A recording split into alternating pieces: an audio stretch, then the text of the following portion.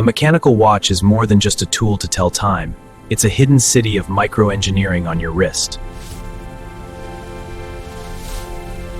It all begins with energy. Winding the crown coils the mainspring, storing raw potential energy in a tightly wound metal ribbon. As this spring slowly unwinds, it transfers its power through a precise gear train, mathematical sequence of wheels built to divide the energy. But raw power needs strict control. The escapement acts as the watch's gatekeeper, releasing the energy in precise, measured fractions of a second. Coupled with the escapement is the balance wheel, the true beating heart of the watch. It swings back and forth perfectly, acting like a pendulum to keep exact time. To ensure this dance lasts for generations without wearing out, synthetic rubies are used as frictionless bearings for the spinning gears.